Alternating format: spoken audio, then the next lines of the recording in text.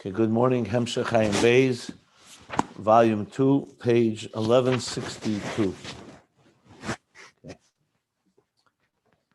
So we're discussing now Das Elyon and Das Tachten, these two perspectives of divine and existence. Whether the divine is the primary reality and existence is the novelty and the superimposed one. Sometimes the expression, he doesn't use it here, but sometimes the expression elikus bepshitus and elam is beschachus means elikus, divine, is obvious reality, and the world's existence is the novelty, or the other way around. Is existence the reality, and elikus is the novelty, as we see it from our perspective. And he explained that these two perspectives are in the two levels of Ayin. Even in godliness itself, in the godly energy, the Ayin of the Yesh Amiti sees it from the perspective of the Das Elyon, from the divine perspective, and the Ayin of the Yesh Amiti sees it from the perspective of existence, even though it's a divine energy, because it relates to existence, and the Yesh is Tefes Malkim and so on. That doesn't mean that the Ayin Aliki, the divine energy, is existence, but it means it relates to it, and as such gives us redemption, because we can then access. Through our work, we can discover that hidden ayin that is mysterious and beyond us, and begin our work of discovering higher truths, all the way to coming to recognize that the divine is the true reality and that we are the so-called superimposed and completely nullified in the presence of that higher reality. So now he's explaining how these two perspectives are, where they located. They're located in Atzilus. So first he explained that the basic in the beginning of this mimer is that Atzilus is Das Elyon, because it's completely divine consciousness. And Biyah, from Atzilus to Biyah, that's where Das Tachten emerges. Because in Biyah, you already have a Yesh and Nifrid, as he put it. Yeah. Yesh Mamish, okay. And the Ayin is concealed there. Omnom, he said, and that's what we're learning. Be'emes yesh beis deis hanal, the Das Elyon, Das Tachten, gamin amaitzel el hanatzolim. These two perspectives also exist as it flows from the emanator to the emanations. And he began by explaining that because Atzilus too is a entity, you can't call it completely nullified. It's completely nullified, basically it's completely divine. But it's called an Elam. And there's the four worlds, the four domains that correspond to the four Asius, Yud K, Vav K. And Atzilus is the first one. So where we stopped is the parentheses where he analyzes and dissects Atzilus a bit more. What does this Elam of Atzilus consist of? And actually shows that in Atzilus itself, you have something that's more domain, meaning more Elam, and something that really focuses on more the divine within that world. So in truth, in every dimension, you're going to find both elements. Something that focuses, let's use the Rebbe, Friedrich Rebbe's language, focuses on the Metzias, and where the focus is on the Muhus. Let's take a human being. We have a soul and a body. So let's call the soul the Muhus of the person. The body is the Metzias of the person. The body is the container.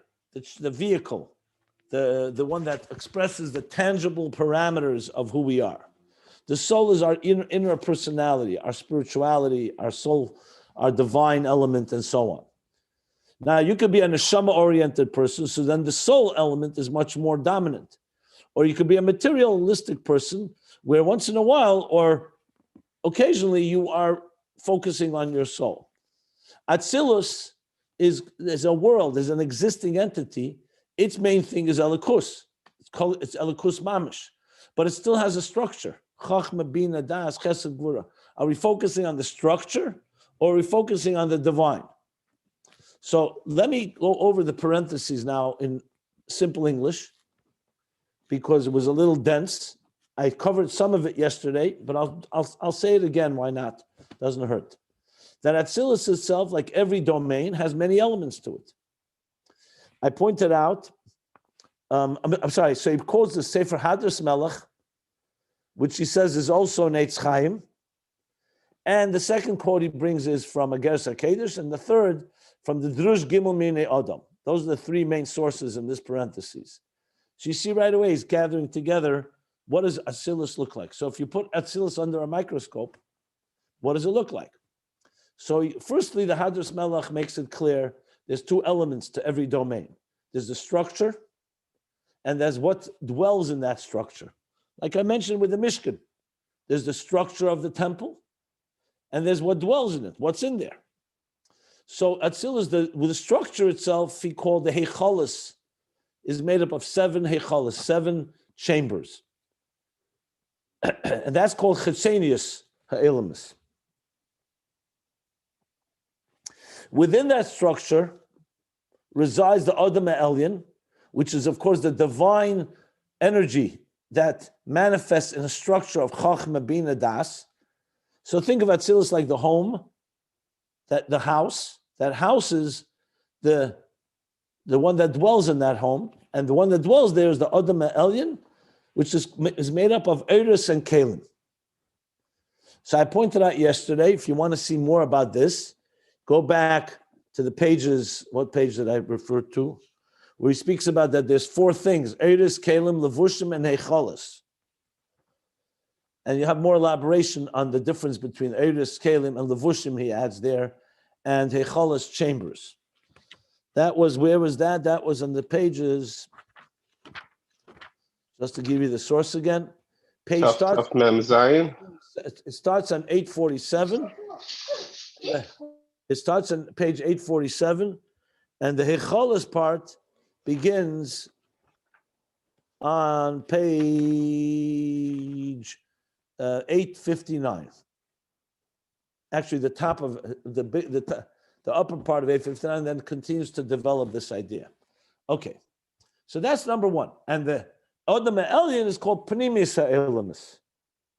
Hiya Ikris in his language. That's the primary focus, because of course, the one who dwells in the home is much more primary than the home itself. But nevertheless, you need to have both elements. So you can look at it, if you think about it in terms of, let's say, an Elam Haza, it would be the equivalent of God creating earth and then putting the human being on earth, Gan Eden. Gan Eden is a location. And then there's the human that dwells there.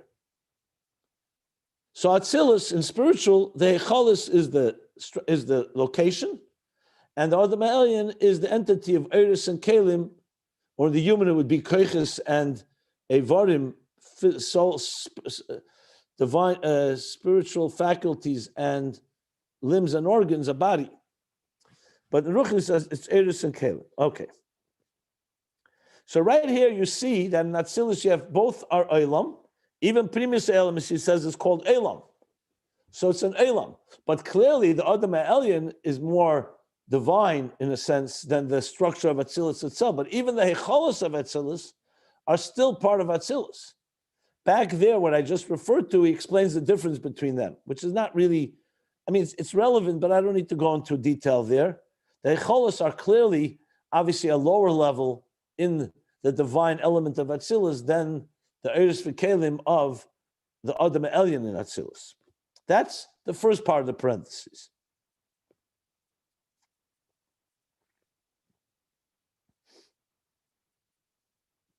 In the parentheses, he said,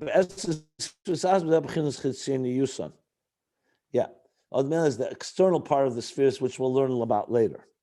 Then he brings the Drush Gimel Mini Adam. Let me explain that now. So let me go back again to the first most important thing, which is always confusing the first time you hear about it. But you have to keep in mind that in the Seder Shtalshlus, in the whole structure, the cosmic order, nothing is physical. So everything is really relative to each other. It's levels. So for example, if you say, I'll just use a simple example. We say in the physical world, we have Eilam HaMedaber, Eilam HaTzemeach, Eilam HaChai, Eilam HaTzemeach, Eilam HaDaimon. 4 kingdoms, 4 domains. But we know that the Medaber, a human being, we also have Daimon within the human being. For example, the bones, the teeth are Daimon, they're mineral. calcium, whatever. You have the tzemeach within us, which is like our hair, our nails that grow. You have the chai, the vitality, and you have the medaber, the seichel and the ability to speak, to communicate. Chai also has all three, and even medaber in the way an animal communicates with other animals. The point I'm making here is that even in the physical reality, you don't just have four exclusive domains. They're interactive, they're always interacting with each other. So you could speak about the chai and the tzemeach and the daimim within the medaber. That's one point I want to make. Second point, there's the concept in Torah of klal and prat. That sometimes you call something a klal, and sometimes one of the details is called by the same name as the klal. For example, we have shisha sidre mishnah, 5 tractates, 5 orders, 6 orders. One of them is called taharis, right? The last one. So we have zman nokat, zroyim, moyed, nizikin, kochim, noshim, kochim, taharis. The 6th one is called taharis. If you look in the section taharis, there's a mesechta called taharis. So you have both the whole section, the whole department is called taharis, and then there's one particular. The same thing with kochav. The Rambam brings that all stars are called by the name kochav, stars. But then there's a kochav that's called kochav. So the same thing applies now with the 4 worlds, Atzilus, Bri, Yetzir, Asiya. There are 4 general names of 4 types of domains. Generally speaking, we don't always are aware that the truth is these 4 exist in different areas in Ishtalshus. So there's in Kabbalah and Chassidus a concept called Abiyad de Klolus and Abiyad de Protis. Like I just said, with the Taris, the Seder Taris, Masechta Taris. So the same thing with Atzilus, the Klolus, Bria the Klolus, Yitzir the Klolus, Asir the Klolus. When you talk about the whole picture, from before the Tzimtzum, all the way down to this world, you're talking B'chlolus. You're talking about the all in opposite, and that also divides into 4. It's similar when we say Yud-Kei Vav-Kei. Where is Yud-Kei Vav-Kei? It could be the 4 worlds. In each world, you have all 4. In other words, they're Biskalulus. It depends what you're talking about. The same 4 levels repeat themselves in different places. Obviously, when they're in a higher state, they're all in a higher state. So when you speak about Atzilus, when you speak about the Elam as the Klolus, Abiyad the Klolus is called. And see the words Atzilus the Klolus, Bria the Klolus, Yitzira the Klolus, Asir the Klolus. So what are we referring to? So we're referring to the following. Atzilus the Klolus would be the Ein Sof Lifnei HaTzimtzum. Bria the Klolus is Adam Kadmon, the first world after the Tzimtzum. They're all you see, all on the larger scale, like the whole picture. Yitzira the Klolus is either Akudim or Akudim and Akudim or Atik and Arich.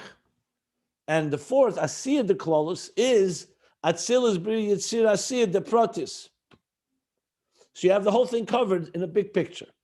If you zoom in and you focus in more specifically, then you talk about Abiyah the Protis. Asir the Klolus is made up of Abiyah the Protis. And that is Atzilus, the world of Atzilus as we usually discuss it, the world of Bria, the world of Yitzir, the world of Asir.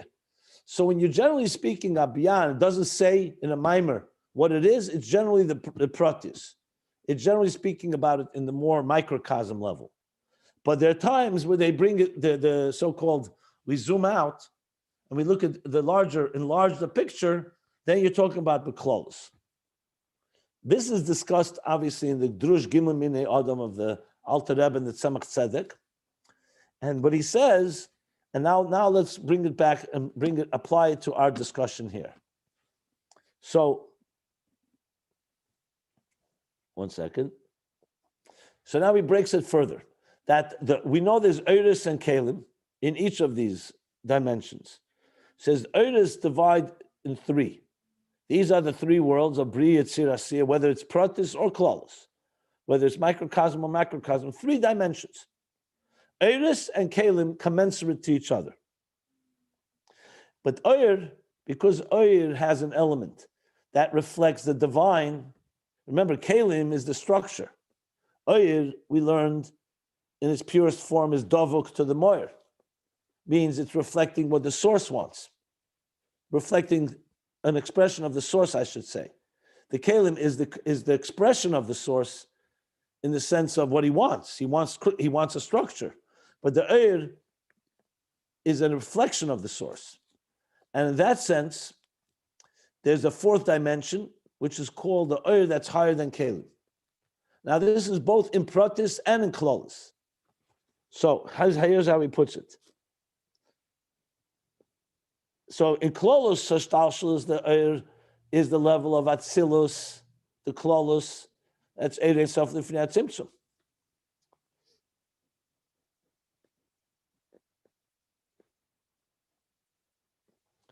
And in that case, then you're talking about that's the 4th level. If you're talking about Atzilus, the Pratis, it's the level, let's see if he even says it. 1 second, I just want to make sure. Yeah, it's the level of Chochmah, or more specifically, Pnimis HaChochmah.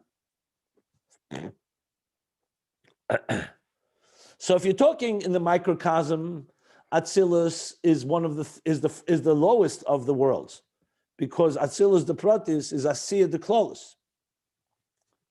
But if you're talking about Klolos, it's Atzilus the Klolos is that 4th higher level. And Atzilus the Pratis is the level of Chochmah. The Rebbe Rashab says, V'nira hakavana primis hachochmah. So in Atzilus the Pratis, it would be Bina, Zah, and Malchus are the 3 levels of Biyah within Atzilus. It also includes Chetzenius Chochmah. And the 4th level, which is Oyer, would be Primis HaChochmah. In Atzilus the Klolos, it would be Biyah, like Ak, what I said, Akudim Nekudim, or Atikanarich, and Abiyah and Atzilus, the Pratis, would all be the 3. And Atzilus the Klolos is Eirei Sof Lifnei Tzimtzum, which is above Eiris and Kalim. And therefore, that level, he says, is called something Lamayla Ma'elam. So now we have in Atzilus itself, the Pratis. You have a level that's Lamayla Ma'elam. And you have a level that would be called Elam Atzilus. That's what he concludes with this.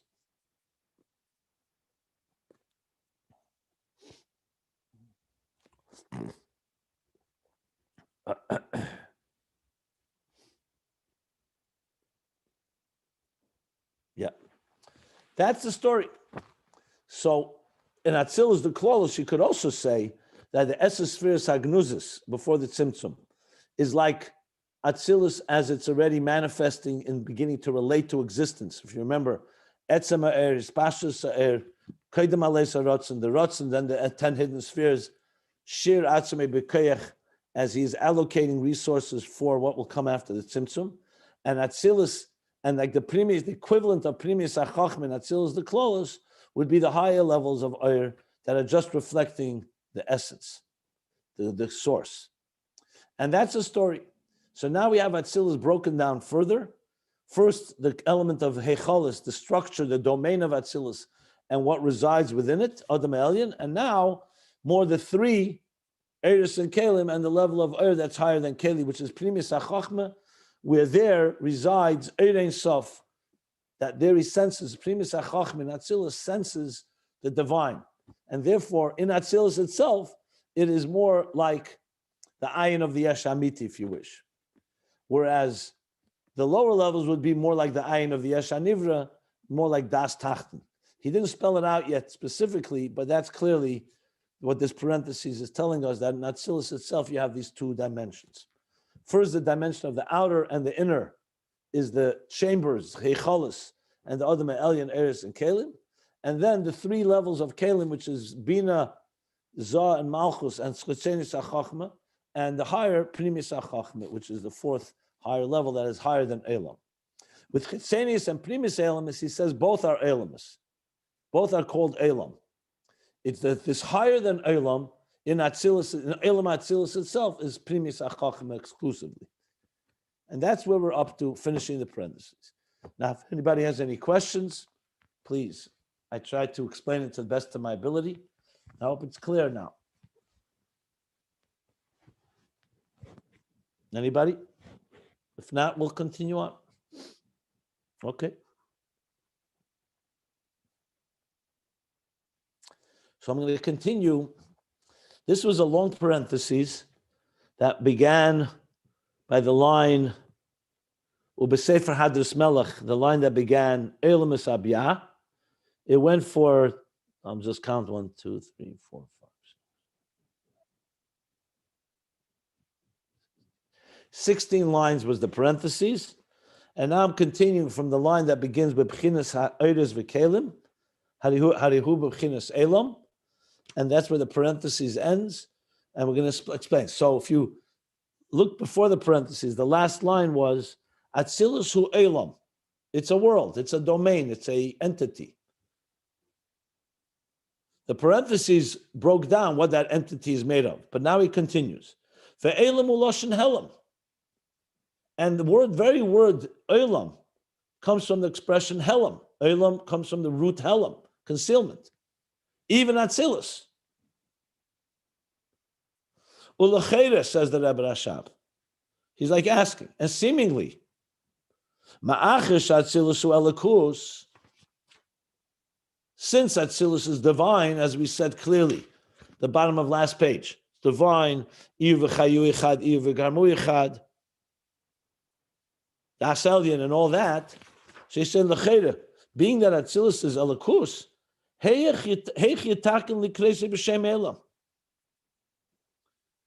is it possible that we call it with the name Elam, with a world?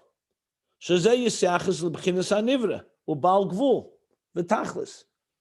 world, Yisachis, relates to, when you say a world, it's defined by a nivra, a creation, a creature, ubal gvul v'tachlis, that's made up of a finite being with a finite purpose. So if Atzilus is elikus, how do you call it Elam? Lashon Helam. So he says, Be'emes. In truth, however, it's actually both. Harigam ba'Atzilus yesh esos sfiros b'b'chinas metzias. Even though Atzilus is divine, but in Atzilus you have 10 spheres that are metzias. They're substantial. They're identities. They're not concealed. They're not just concepts. They're actually esesfiris. Ukidua, as it's known, the Atzilus yesh bechinas meichin umidas.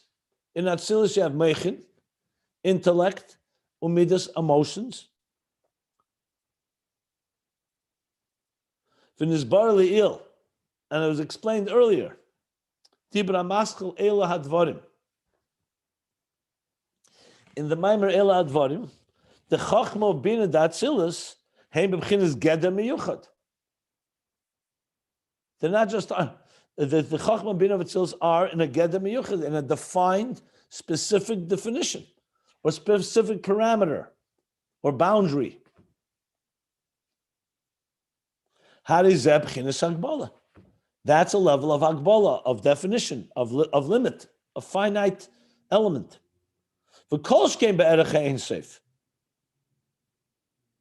That's on its own. And for sure, when you compare it to Ein Sof, because you could still say, you know what, Atzilus is taka structured, but it's essentially divine structure. But he's saying is that, especially when you compare it to Ein Sof, then for sure this is a defined state. Compared to Biyah, you could say Atzilus is somewhat higher and still a state of divine pshitus, shapelessness. But the truth is it's not the case because the spheres have structure. And especially when you compare it to Ein Sof, the infinite above, beyond. So for sure Atzilus is a structure.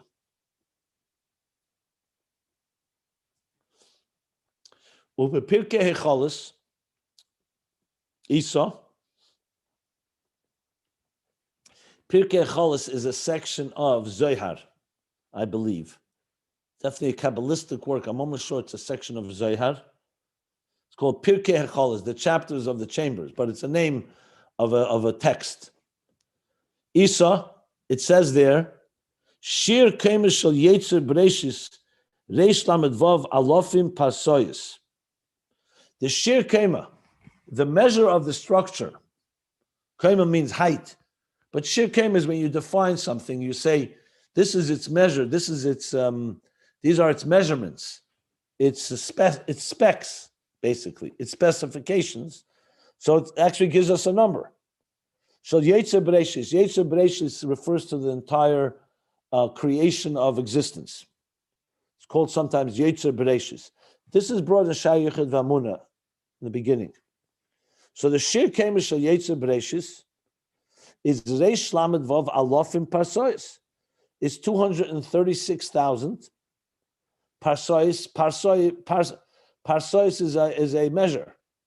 A parsa, this is essentially, how much is a parsa? I think it's like a meal, a parsa. I don't remember exactly. I think it's something like maybe a quarter of a mile. Maybe I'm wrong. I'm not sure. Anybody remember? There's a meal. I think it's 2/3 of a mile. 2/3 of a mile? Yeah. Okay. But regardless, it's a measure and clearly spells it out. The Yetzer Bereshis is made up of 236,000 parsois. Yedua. Now he's going to explain what Yetzer Bereshis is. What's this level Yetzer Bereshis? He says, Yedua the Yetzer Bereshis, Zeh b'chinas Zah d'Atzilus. That's the level of Zah, Zahir Ampin of Atzilus, the 6 midas of Atzilus. Ve'emer al zeh Shir Keimer. And the Pirkei HaCholos says clearly, this is a Shir Keimer. It's a measure of its size. So you see clearly that Atzilus, Zah of Atzilus, is defined by a measure. Obviously not physical measure, but it's still measure. So he's saying that what I said earlier, that Atzilus is Elikus, and he asked L'cheda, how do you call it an Elam? Because be'emes, Atzilus also has measure. It's not a contradiction, it's both elements. He didn't explain yet, but it's both elements. One second. The Gam, he's continuing to demonstrate that Atzilus has structure to it. Back $60.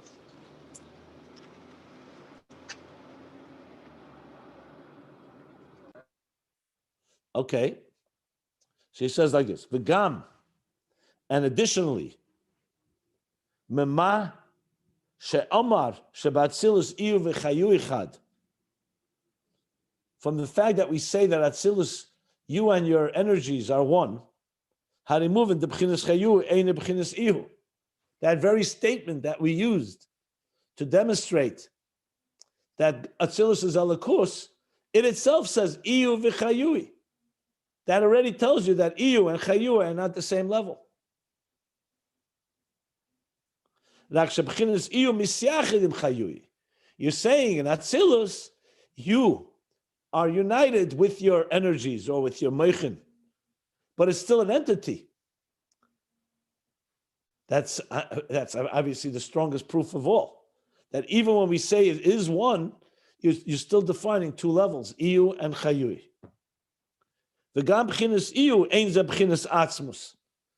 Furthermore, he says, and also iyu is not atzmus. Iyu is also a level. Iyu is referring to a level of Eir and Gili from Atzmus. In other words, an Eir that's higher than Atzilus, that's reflecting Atzmus, is one with Chayu, with the energies and of Atzmus, of Atzilus, sorry.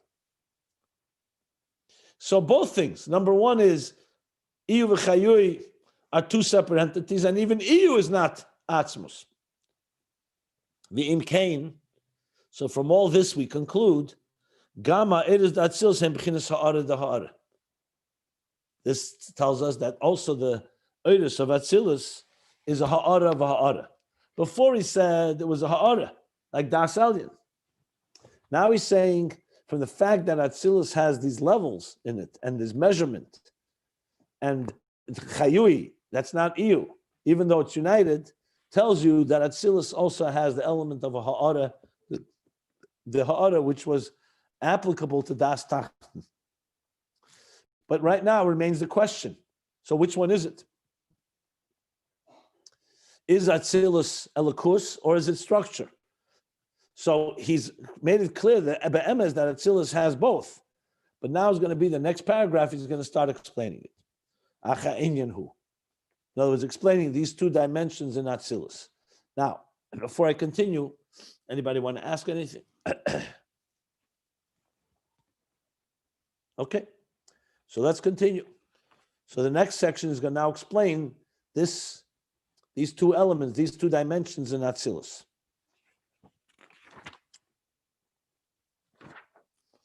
Now, before we begin reading this definitely was discussed earlier, many times in Ayin Beis. In volume 1 for sure, in volume 2 as well, a few places. So basically, he's now going to be analyzing that Atzilus, but what's unique here, he's tying it together with Das Elyon and Das Tachten, about both those perspectives in Atzilus. Remember, since Atzilus is the main mamutza, the main interface between divine and existence, so if Atzilus has both elements, Atzilus becomes our, like so-called service provider, if you wish. It becomes our ability to connect the two, both perspectives. So that's why it's so vital to explain Das Elyon and Das Tachten in Atzilus. Because remember, the kavanah of Atzilus is to bring Yediyah and Hargasha and Alakus, to know and to feel godliness by us. Higher than Atzilus is beyond us. Atzilus is a structure, but it's a divine structure.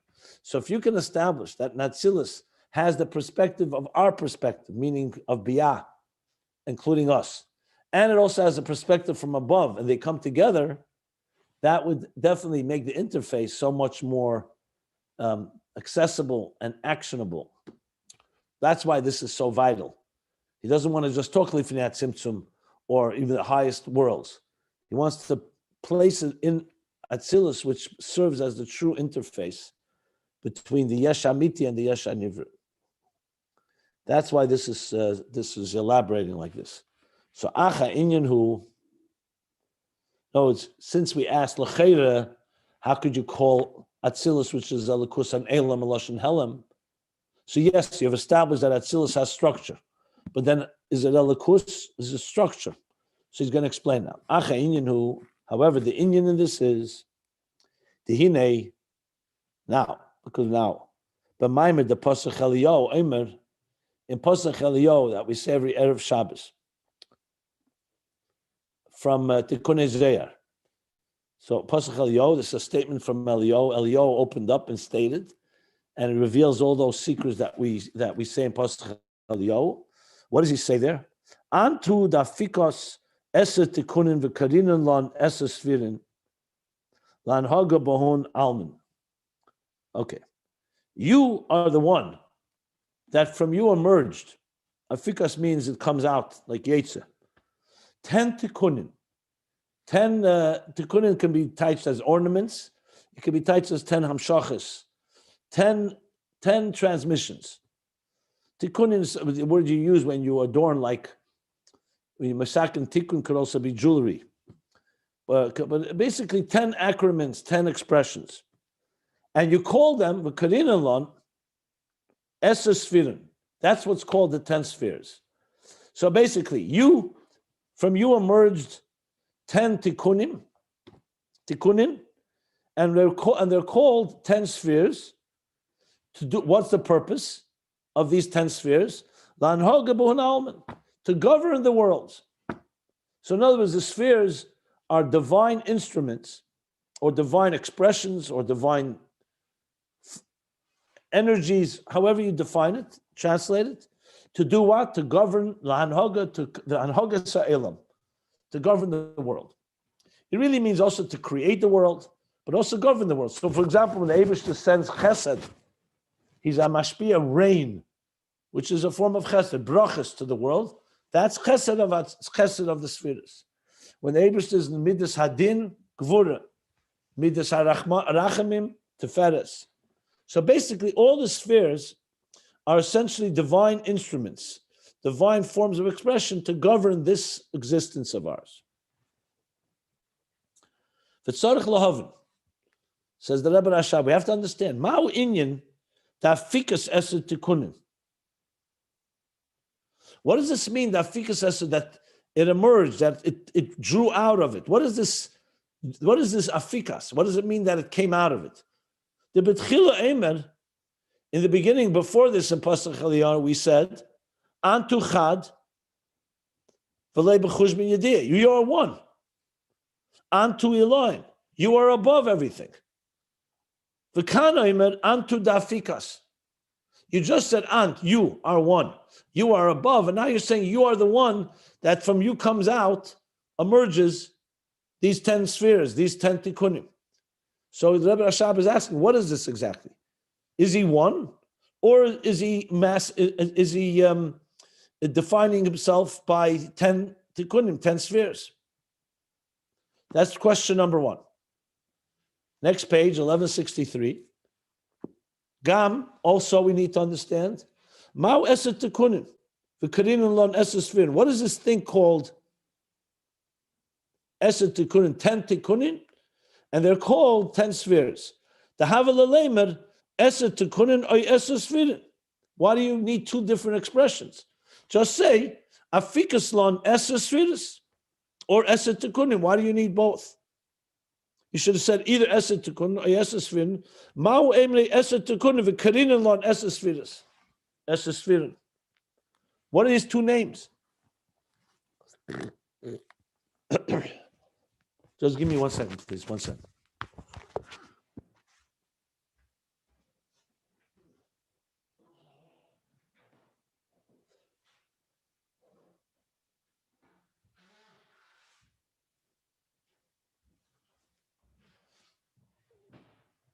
Sorry about that. I know you may wonder, why was this not said earlier in Ayin Beis? These are very obvious klotz kashas almost. Well, every part of Ayin Beis covers a different part of the puzzle. So here he's really going to a fundamental question of understanding this Posach Eliyahu that we say every Friday. So two questions, just to sum up. One is, what is this thing? What is Antu the Afikas? You first say Antu Chad, you're one, and then suddenly we're talking about something emerging, these 10. And what is these two expressions, Eset Tikkunin and Eset Sfirin? Could have just said, used one. Acha Inyan Hu, the Rebbe Rashab answers. Now the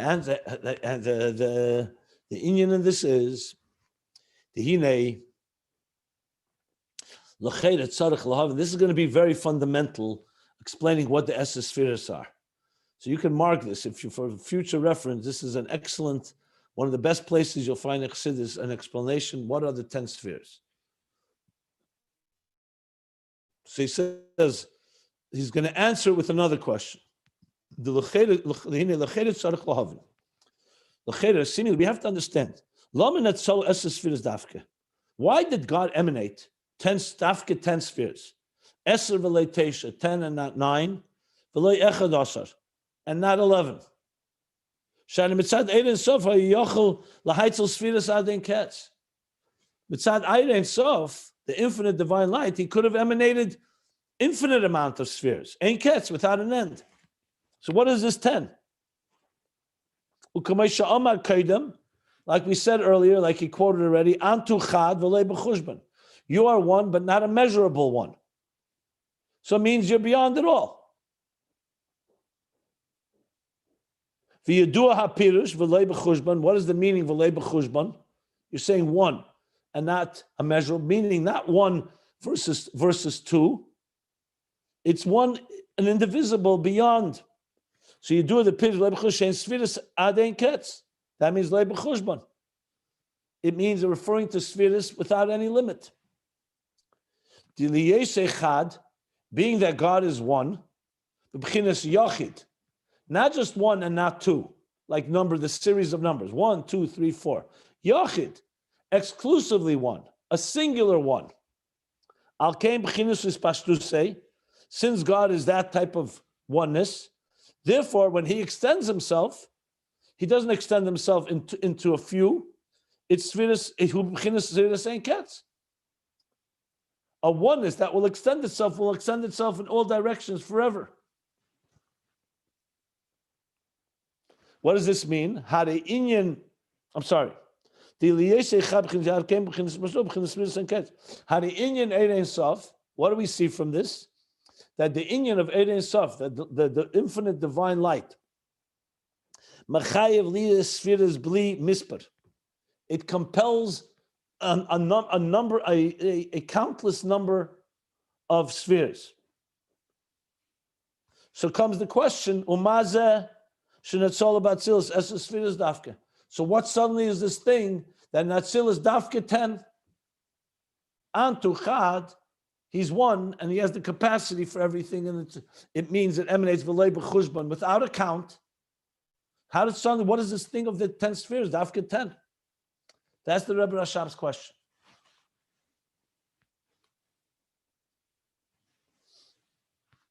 So the Rebbe Rashab answers. That's why the Posach Eliyahu comes to answer this question. How suddenly, where did this 10 come from? That's the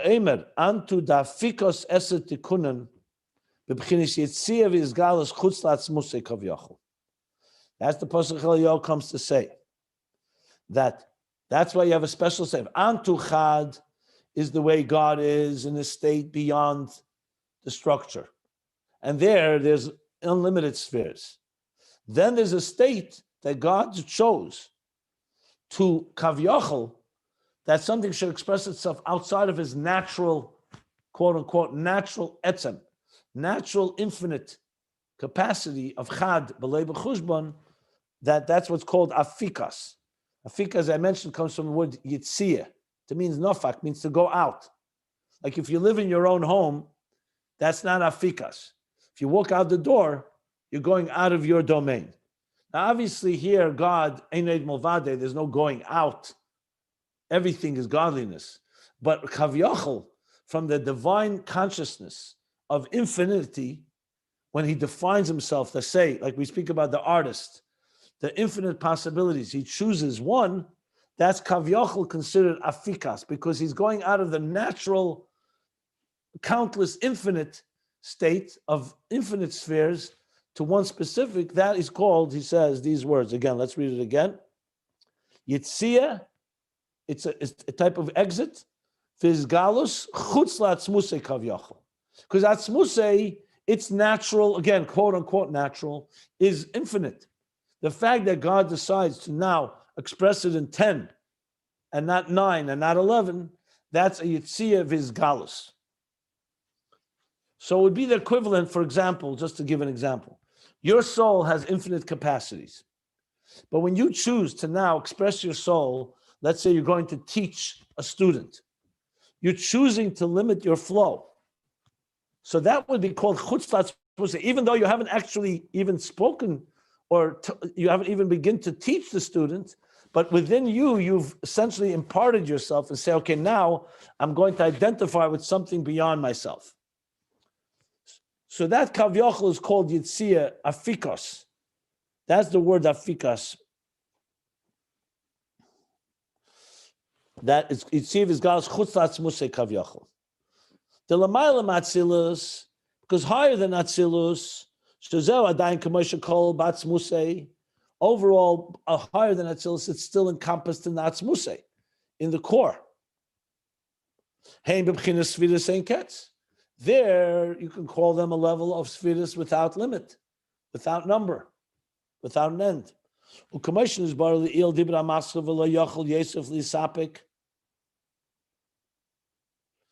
we learned earlier in the Maimer, you see now that Rebbe Rashab is tying together all of Ayin Beis. I mentioned it already a few pages ago, but it's very clear that he's tying it all, because he's bringing, once he starts bringing other Maimorim a lot, especially from volume 1, you see that he wants it all connected.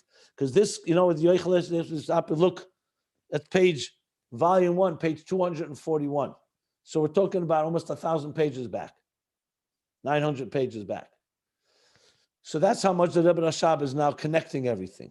That was the last Maimer, by the way, the first section of Ayin Beis, where he talked the Inyan Ha'igulim. So what did he say there? The Inyan Ha'igulim, he spoke about that in Kesser, there's 3 interpretations. So he said the higher level in Kesser is Sfiras Ein Ketz. So in other words, higher than Atzilus, there's a level of Sefirot Ein Ketz because it hasn't yet been defined. Afikaslon didn't happen yet. Obviously, conceptually. Ubatzilus, Liyash Zel B'chinis Yitzir V'Izgalus, and Atzilus, which was already imparting. Remember, we said Atzilus is already a Netzal. He used the word by Netzal. He used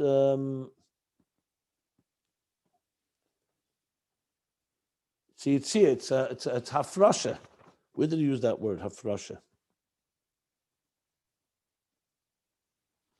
I thought it was last page somewhere.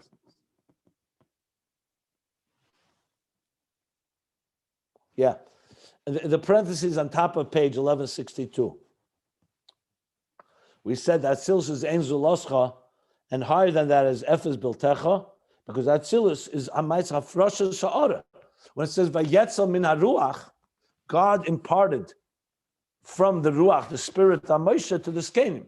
That's a move.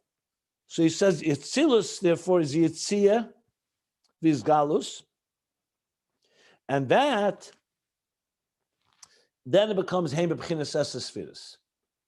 So now, once it's moving outside of, so to speak, L'mayla higher than Atzilus, it goes from the infinite, unlimited spheres to 10 spheres. And what's the purpose of it? Why is he doing it this way? Why can't it remain Sefirot Ein Ketz? So he says, V'hu b'chdei, this is in order, L'anhoga b'hon almin. Remember, that was the end of the expression. To govern and to rule almin, the worlds. That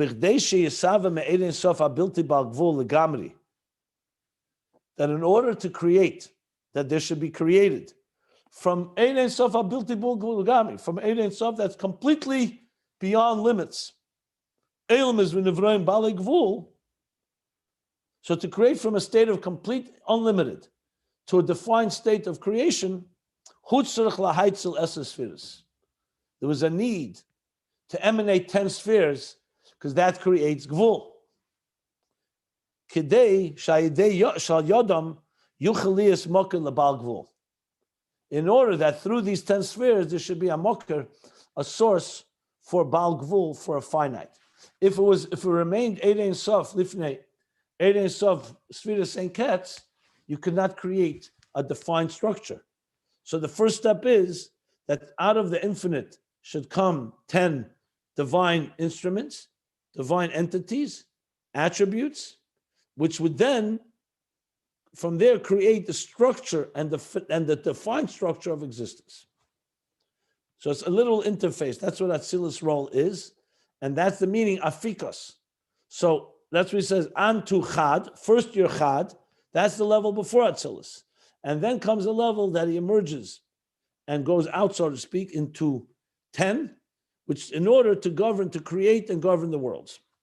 Lanhoga means govern, but Lanhoga could also mean to create. It means generally just to make the worlds and just to keep them the way they are. Okay.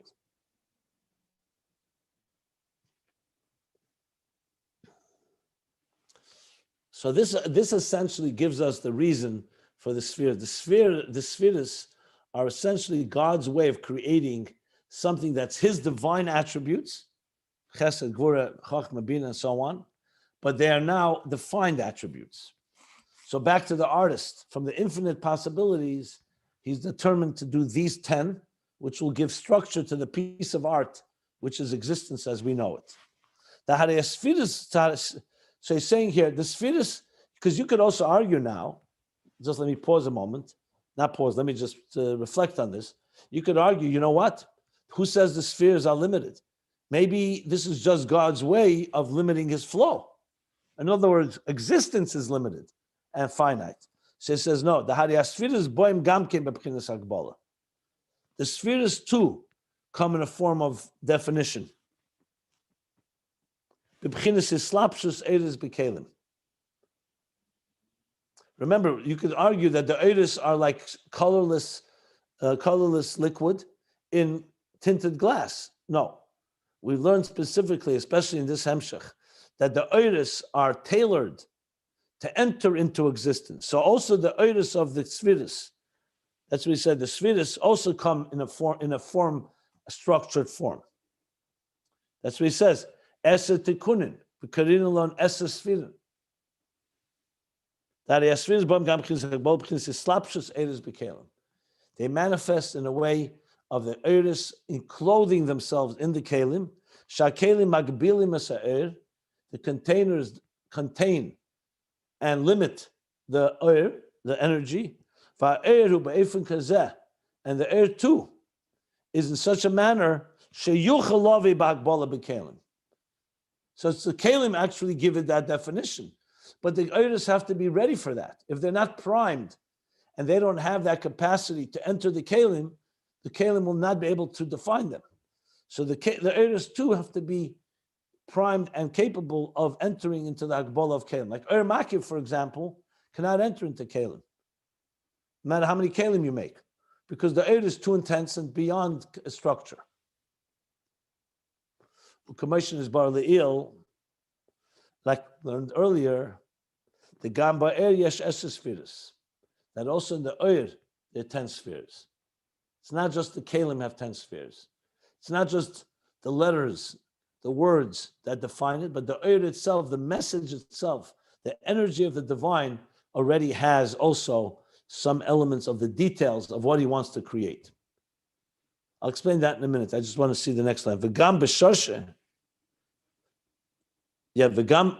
Well, you know what? Let me explain this and then we'll read the next line. You could hypothetically make an argument that an artist who has, let's say, infinite ideas, infinite possibilities to create all types of art, you can make the argument that he never really invests in the creation of one specific art because he lives on the world of Bligvul. But we know that's not the case. When an artist is creating even one detail, it's informed by the whole Bligvul of him. He's now investing it in this specific thing. So you could argue the same thing, Lamaila, that the Eibishter is chad hu v'lei b'chushbon. He's beyond measure, beyond definition, beyond any limitation. But he has also the koyach hagvul. You know that the Vedas HaKodesh says, "Kashem sheyesh lekeche bebilta b'agvul, kach yesh lekeche b'gvul, v'agvul b'tchila." That's the Sefirot. So you could argue it's not really that the divine identifies with the structure. He just lets himself manifest there. Like I said before, maybe the divine it remains removed, like the liquid that's colorless doesn't get the color red or blue in tinted glasses. But that's not the way the Eibishter wanted it. He wanted his divine kavanah also to carry the details. So therefore, it's not just the details are there for us to do the mitzvahs and to do every detail, but the godly energy that's inside of the letters themselves is also tailored to it. In other words, the writer of, let's say, the writer of a Maimer, the Rebbe Rashab is writing these words, not just the words limit the flow of the ideas, the idea themselves have been now defined by the writer to fit into these words. That's why when you hear a good speaker speak, or a good teacher, or a good writer, what do you see? That they're able to make a fusion, that the words they choose are perfectly chosen, and they express an idea, and the idea is perfectly shaped by those words. You don't say the idea remains bligvul, amorphous, and beyond. The idea is conveyed through these words. So the idea, in a way, is tailored to the words, and the words are tailored to the idea. So it's not just the kelim, the letters, that are defined, but when the Eibishter said Yehi Oyer, it's also the Oyer or the Hirakia, the Oyer in the Rakia, meaning his intention, his kavanah, is also defined and shaped into the Rakia. It's not just one kavanah klolis. It would even have an afkamin in halacha. When you say Baruch Atah Hashem Elokeinu Melech Haolam, or in some brachas, Asher Kedushan Mitzvayis Mitzivanu, you're focusing. Excuse me. You're focusing on the Ratzon Elyon. The Eibishter sanctified us, Kedushanim Mitzvayis Mitzivanu. Then you say Lahadlik Ner Chanukah, to light the Ner Chanukah. That's a detail. So let me ask you, is the Asher Kedusha Mitzvah Tzivanu aware of the Hadlik Nechaneka, or it's two separate things? There's one thing that equalizes all mitzvahs, whether it's eating matzah, lighting candles, or making a bracha on sukkah, on a daled minim, or whatever, or to put on tefillin. And they're all equalized by one common thing. Asher Kedusha Mitzvah Tzivanu. And then the details is a separate thing. Or can you say that Asher Kedusha Mitzvah Tzivanu actually takes on the shape of whatever particular mitzvah you're going to follow up with? If it's Chanukah, so then the Asher Kedusha Mitzvah Tzivanu is a recognizing and being channeled into Chanukah. It's not something else. So you don't just have a type of general statement and then there are details. Even the general also identifies with the specific. The Kavana Klolis identifies with the Kavana Pratis. So that would be when you're making the words, you're saying Asher Kedusha Mitzvah Tzivanu, even then you're thinking about the Ner Chanukah right now, even before you say those words. Because it's now, this mitzvah right now is the mitzvah that you need to do. Mitzvah Hayim is Neres Chanukah, not blowing shofar. So what he's saying here is that the connection between the divine energy and the functionality through the container, the application are joining as one. So also the Oyer has in its spheres, not just the Kelim. And then he adds the Gam. Additionally, B'sharshe ha'eris, even in the root of the eris, this is a bigger chiddush. Because right now you could say, okay, fine.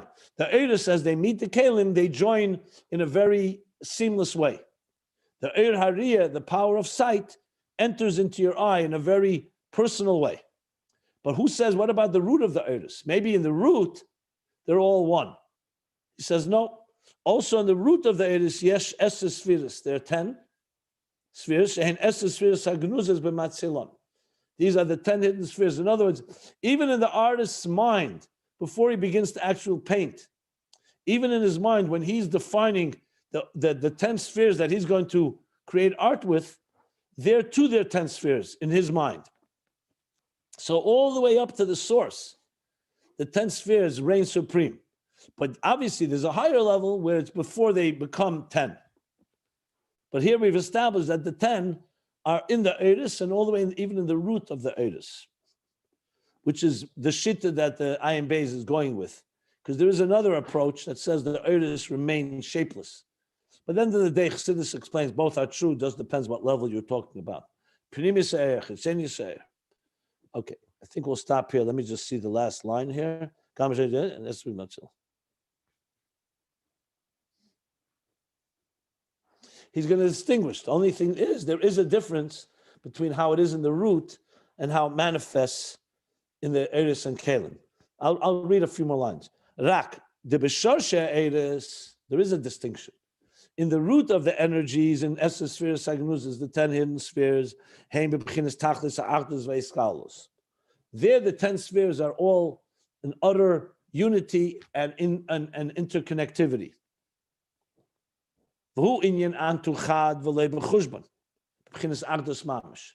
That's the level you are one, but not an immeasurable one, because everything is united. In other words, the 10 spheres in the artist's mind, even though he's thinking about the art, but they're all one entity. You don't see distinction between them. We learned this earlier also in Tzadik Daled, when he's talking about the higher levels of bitl of Ur.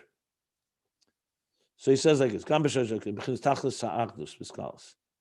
Ardus Mamish. Ukamoshin is barely ill, as was explained earlier. Here another yet mimer. Dibra Maschel Mimona Aleph, look at that. That's page 47 in Ayin Beis, volume 1. Again, it's very clear here. He wants to bring it all together. Atzilus, this is a distinction. In Atzilus, however, where afikos eser tikunin, bo b'chinas madrega protis, madregas protis. Here the spheres come into actual distinct levels, or mislabshim kol eir b'keli, and every energy enclose itself in a keli. That's not an Esser spheres agnuzes. So though there is a root for the spheres, that even in the root there's already, you call them 10 hidden spheres, but they're seamless and one. Now in Atzilus, they actually become distinct entities, and the eris are mislabish in the kelim.